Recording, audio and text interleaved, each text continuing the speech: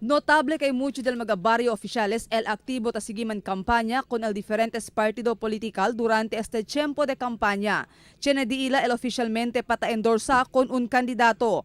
Pero asegun con el election officer y portavoz del COMELEC Oficina Regional, Attorney Stephen Roy Cañete, debe esta apolitical o non-partisan el mga barrio oficiales. Si Cañete habla tiene joint memorandum circular el COMELEC y Civil Service Commission que ta prohibí con el mga barrio oficiales para man kampanya o endorsa con un kandidato. For the information of our barangay officials, tiene kita Joint COMELEC Civil Service Commission Memorandum Circular. Tapos ni alya, bawal man engage in any partisan political activity el mga barangay captains, mga barangay officials.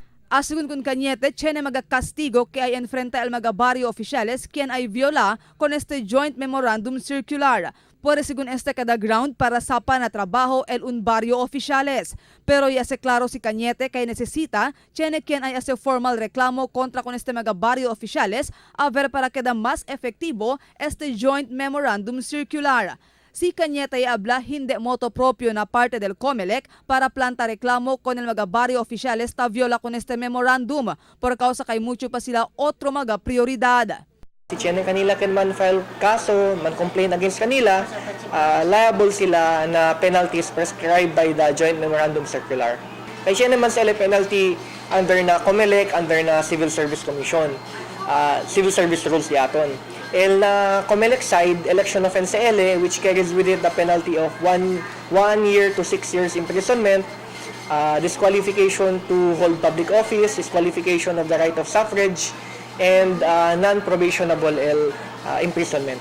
Mientras tanto, y habla si Cañete, si Cheneman quien ay reklama na di ila oficina contra con un barrio oficiales quien te endorsa con un candidato, tiene que ay recibir sila con este reklamo y ay man forward con este para na Law Department del Commission on Elections Central Office. Pero necesita según Chene este mga ebidensya igual mga retrato. Kasi dapat tiene ebidensya, tiene mga pictures, tiene tamin affidavit kanya sa kakunel picture. Kay el judicial process diaton dapat tiene kan man identify kunel object evidence. So amo kel requirement.